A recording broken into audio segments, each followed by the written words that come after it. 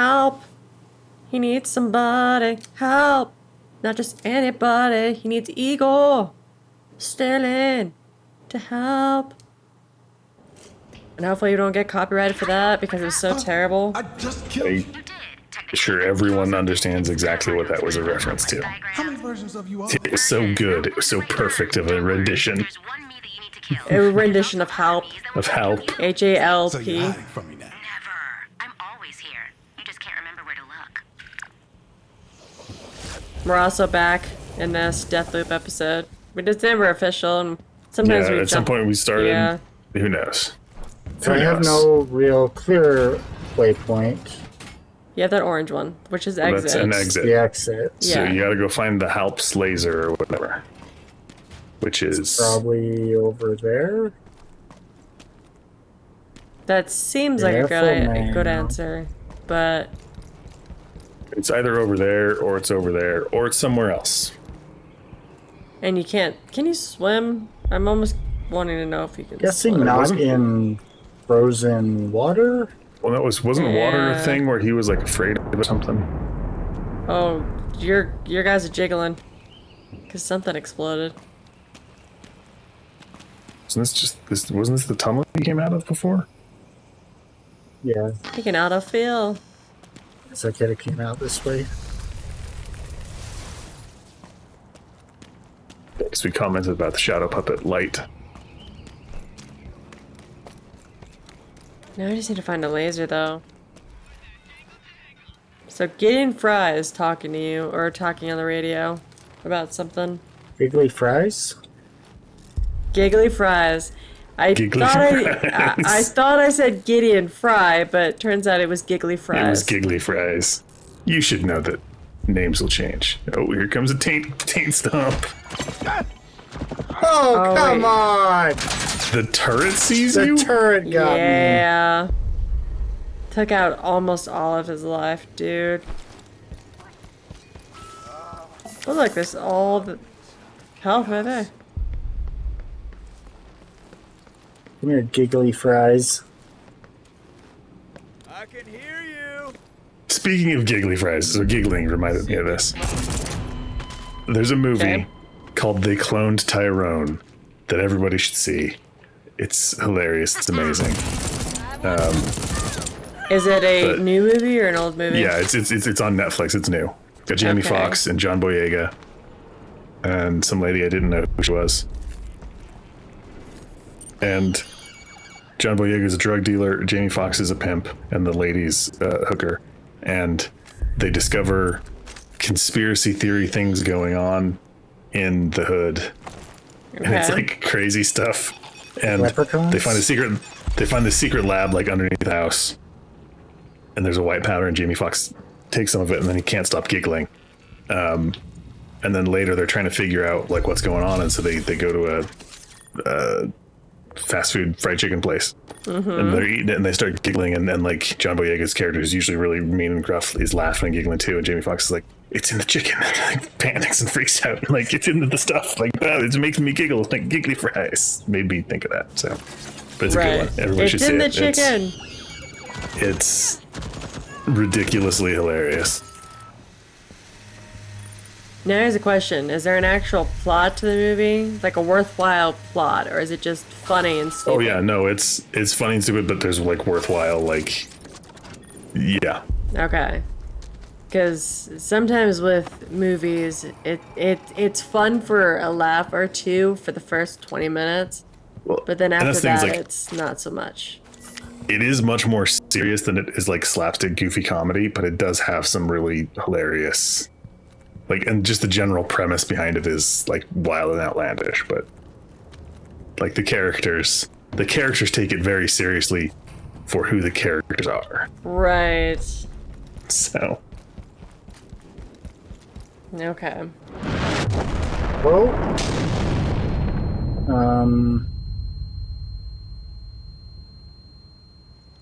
That sounds... maybe don't go loud, and then everything exploded and got loud. Built my last, my ass. talking. Someone... In there. Yeah.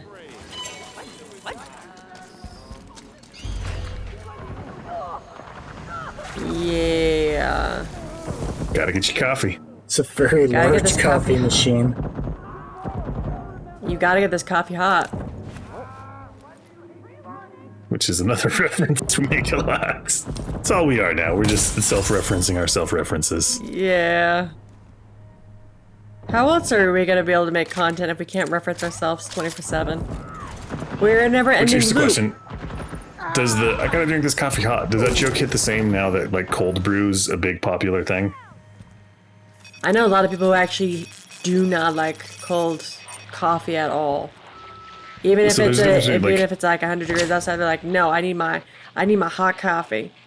Like cold brew is different than cold coffee. Because cold coffee is gross. Yeah. Well, but your my coffee's cold, point. You My like it cold. point Yeah. is whether it's a cold brew, whether it's a frappuccino, whether it's just like an iced yeah, I'd latte, things like I'd that. hardly call a frappuccino a coffee though. That's more like A sugar drink? and milk with a little bit of Some with a little coffee bit of coffee in flavoring. it. You know, I did work in a coffee shop for basically 4.5, 5 years, and some of the drinks that we did make, they are basically walking diabetes. Colt. Oh yeah, Hard Because drinks there's- these days. That's true, but usually. Oh. Yeah. there's just so... You're right. There's a little bit of coffee in them. But mostly it's sugar of Does some sort. fireworks open the doors? Apparently. Can I hold them? You can Carry the firecracker and light the firecracker or the firework, which Yeah. seems weird, but all right. But... Yeah, no, it's... It's always funny because I don't generally go and get coffee got from full ammo. places, coffee shops, Yeah. and, you know, and like Starbucks and things like that. And every time I do, I'm like, I just want a black coffee that's like, you know, medium size or large or whatever. and Exactly. I always get weird looks, and it's just like, and they're like, do you want like, and they're like, just black? I just want black coffee, and they're like, And see, okay. that's what's fascinating is because even when I worked serving coffee, I never judged someone for their drink order. Even if it was a walking diabetes drink. I was just like, okay, how do you want this? Do you want it drizzled with all this Extra caramel on the side of the diabetes. cup? Extra Do diabetes. you want me to just punch you in the kidneys? We'll just speed this up a little bit. Just- We'll just go just- out back and We'll just pour sugar in your mouth while you swallow it. But no, for me personally, I loved the simple drinks. Because if all you wanted was a black coffee and a little bit of room Oh, yeah. for like maybe milk and sugar, great. Simplest drink I had to make.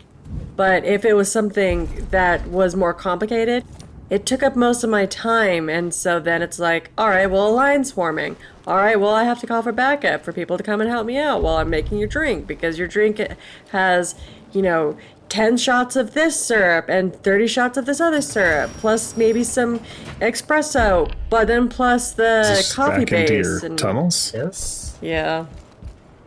You were talking about the line forming while you were making all these extra drinks and all that kind of stuff. Yeah. That reminded me, working at the movie theater, I had a point where we had a deep cleaning schedule. Like every week, we were supposed to clean a piece of equipment thoroughly, kind of a thing.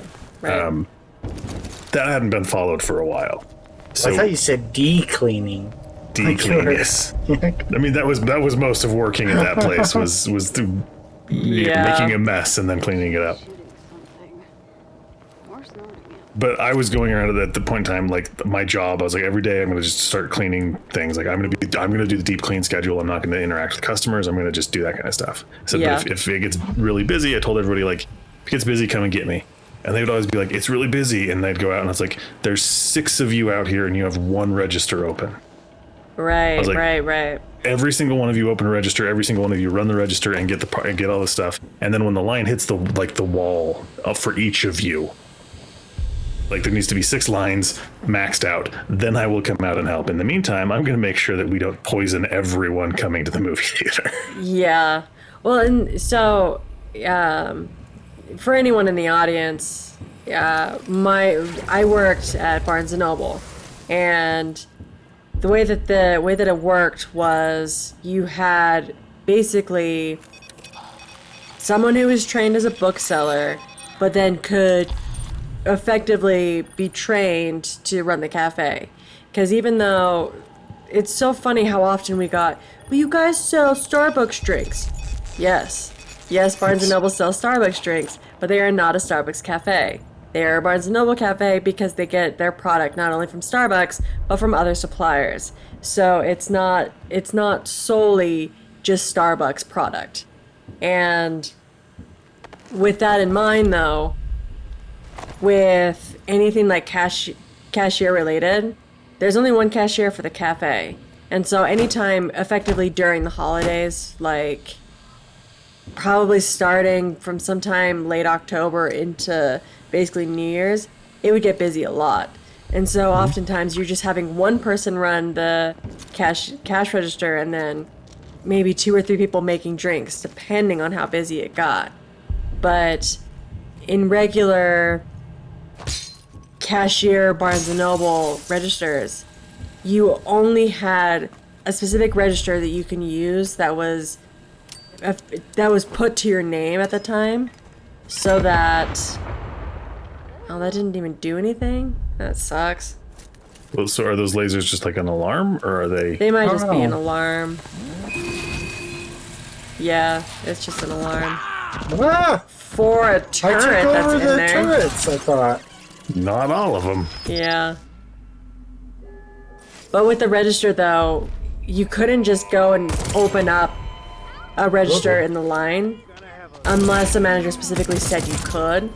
It was just so that they could track the numbers to be able to say, okay, this person and this person worked on this register, and this register has a missing count or whatever. Yeah, and that's the way that the movie theater was, but they had those, like, they had, tills in them. They had it, all they had to do was log in and they were good to go. And, like, it was just one of those, there was just stupid people. I mean, high school kids who weren't thinking of things, and they're like, oh no, there's like 4 people in a line, and it's like, dude, so help them. Yeah. Like, turn on the register and help them. Yeah. Like, there's 4 of you just sitting there. Like, you can do something about this. Yeah. Well, and when it was really, really busy, like, this is like Spider-Man, the original Spider-Man, right? Tobey Maguire days. And then, like, there was a Star Wars movie, and then the Lord of the Rings. Like, it was busy. Harry Potter, all of those came. Oh yeah.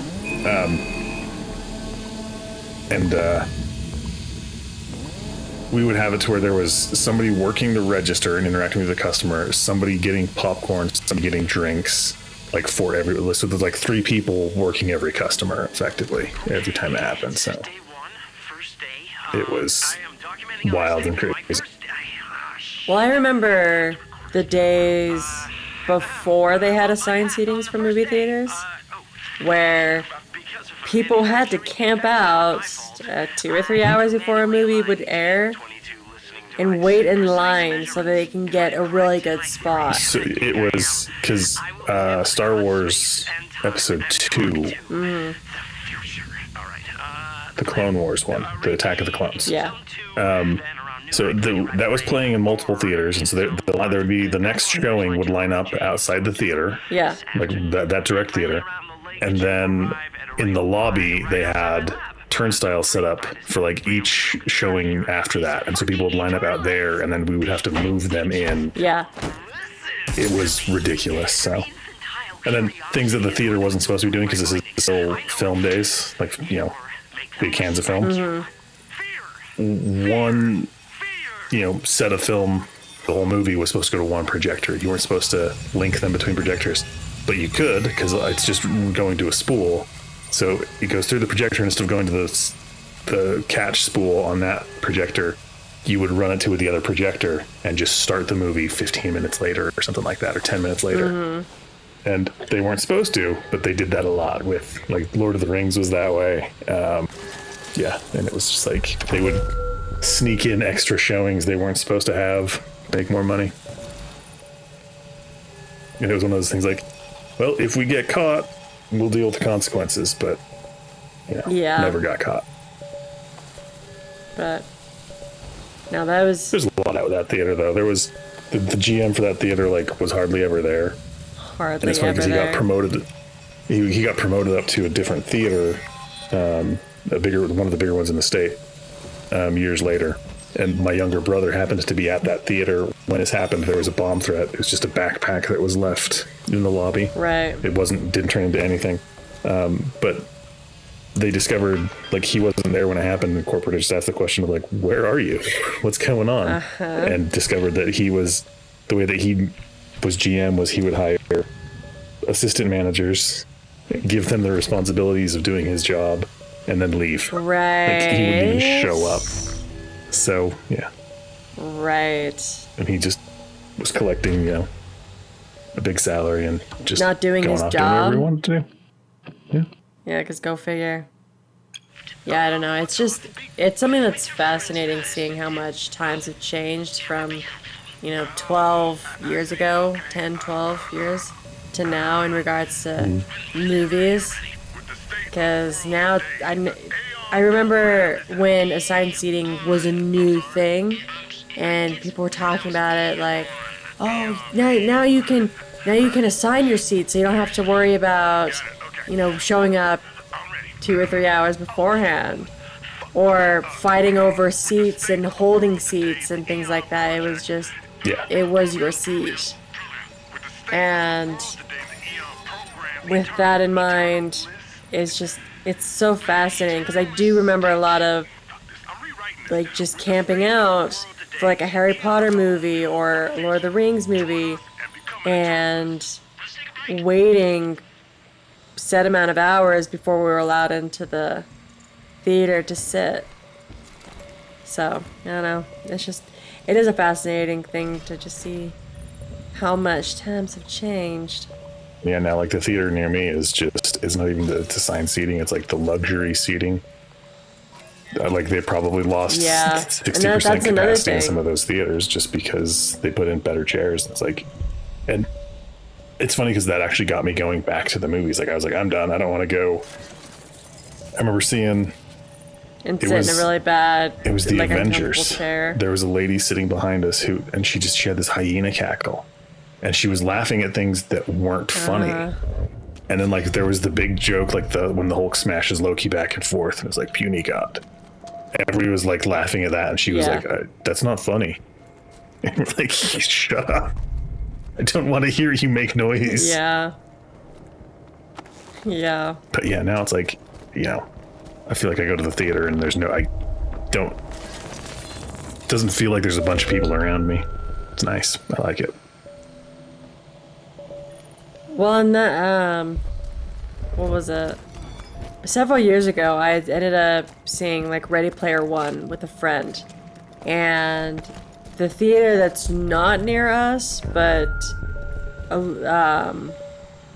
the new fancy theater that's near the stadium. I don't know what these do, but I feel like I should put them near these things. Fields. It seems like that's what they should do. But what fields? Is it something inside that bunker you were in? Well, I got them out of the bunker. But you got them out of that place, right? Like, I was talking about the other, like, where the loud noise was. Yeah. But I ended up seeing Ready Player One with a friend, and we ended up getting into that theater, and I remember walking near this box, and I looked at my friend and I said, what is this? And she's like, oh, it's a quiet room. So that when like, parents don't have, like, a babysitter or anything like that, or need to be able to step away with the child, they can walk into the quiet room. And I was like, that's brilliant, because I don't know how many times a movie can get ruined because a baby's crying, or a child's being fussy, or anything like that. Nice. Or it's for people with sensory overload, things like that. So, I've seen that in a couple of theaters. Yeah, but that was, like, the first time that I had interaction with it, because I didn't think about it, and then all of a sudden it was a thing. So just a lot of updates that they're adding to theaters, or just the movie experience, to make it enjoyable for all people to be able to enjoy easily without having a disruption or a unhappy experience. Okay, now this is familiar. Like this door, then setting up a turret. That's the door that he kept getting stuck at. Yeah. So that's the So house. this seems familiar. Sensors, though. It's because Wedgie's not in there using it.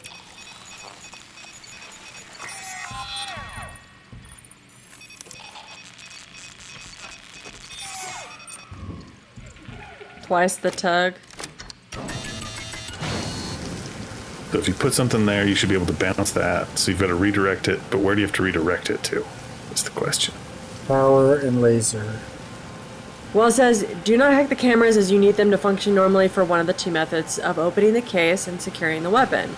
It's best to attempt to retrieve the helps in the morning when Wenji isn't in her lab. The first method is to activate the laser by pulling the left lever, followed by the right. If the cameras have not been hacked, it will turn red and focus on you. You need to get the camera to direct the laser towards its charging station, which will break and open the case.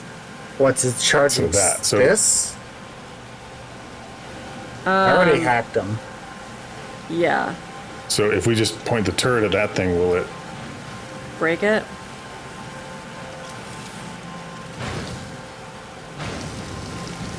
Because yeah, what's the wedgie method? Her method is she takes it out of its case. Do that. Yeah, you just look at that. We just did it. We just turned the point of the turret at it. It's open. You can go take the camera. Yeah.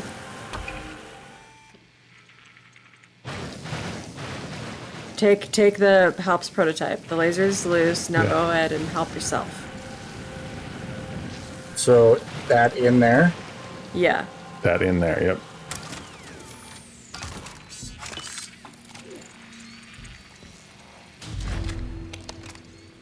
Yeah, so that was that lead thing that... Okay. It's gas powered? Apparently it is now. It had a charging station you had to disable, but now it's a chainsaw or a weed whacker. All right, so yeah, that's how that goes. So Eager conducts his experiments behind the bunker, and when exploring the complex in the evening, you will have to go longer to reach Igor's camp. You have two options. You can choose a path that bypasses the bunker. Unfortunately, it involves encountering turrets and numerous traps. The second one is you pass through the bunker, in which case you will encounter opponents and security systems and cameras and turrets. So apparently you have to come at night to be able to face Igor. Oh. So it's not... It's great because it told you specifically to come at noon. Yeah. Way to go, game. So just leave? I imagine. I mean, that's basically what this walkthrough just said. Was it you have to come at night? It seems like that's where his lab was where we were, but he's not there until later. Until the evening. Not night, the evening. Saturday. So. But. Yeah. Yeah.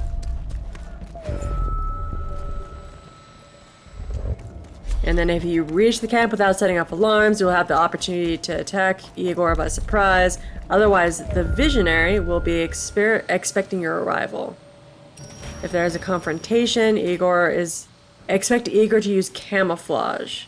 He won't be completely invisible, so try to keep an eye out for him so that you can attack him or be ready to repel his attacks when he disables his camouflage. You can take away either slab by defeating Igor, a camouflage which is a very useful supernatural ability that lets you infiltrate locations without being noticed. That might be coming in handy. Words. Yeah. Words and things. So yeah, I don't know if you're just supposed to do specific people in order and kill them or what, but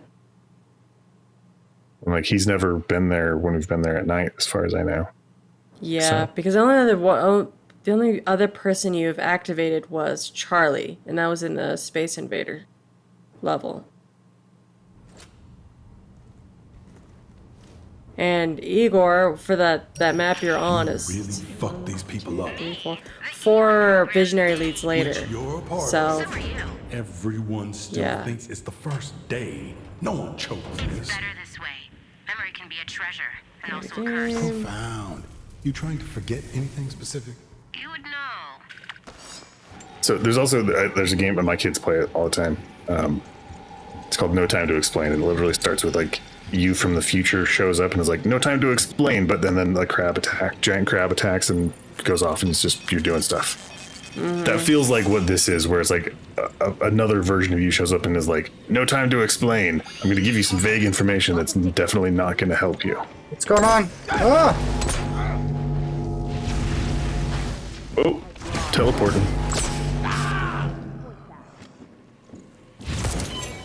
What? Hey, listen.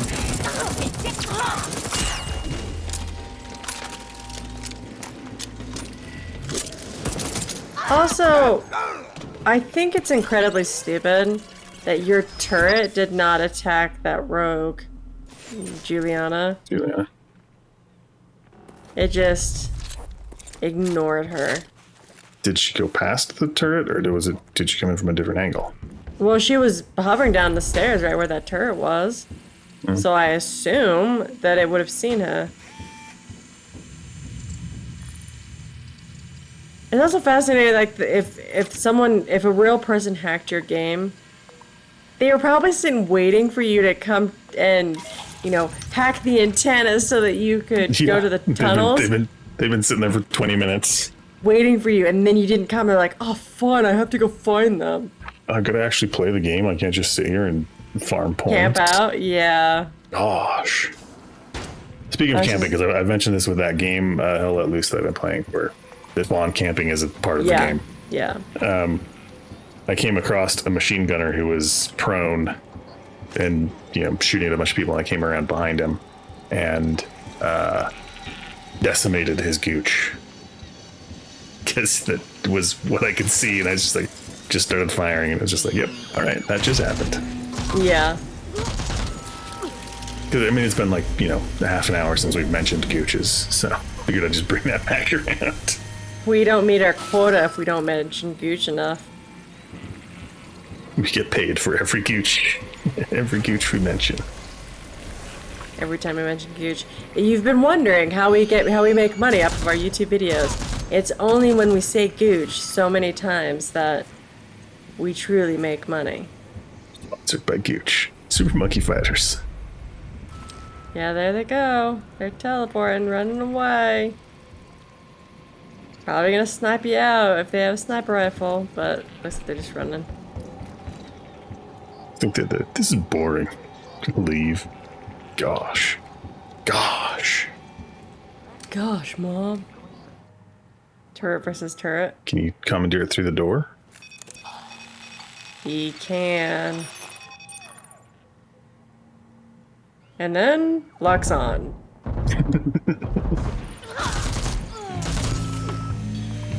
Yeah.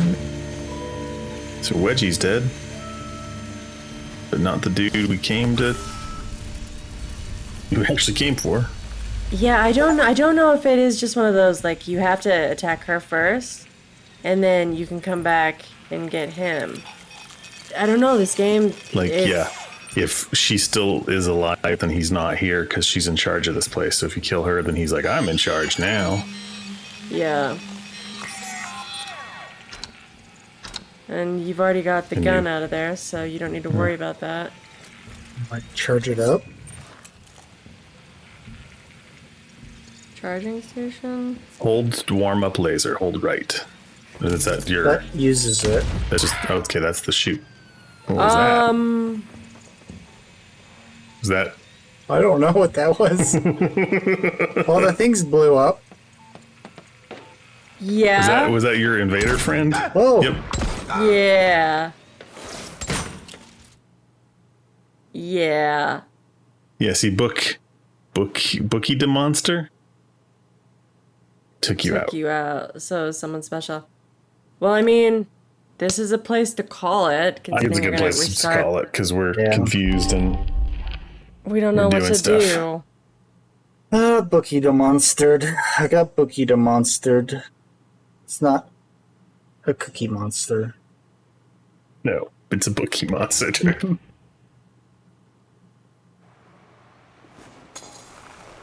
All right, well, we start again later in the future. Again. And we stop now. So, adios. See ya.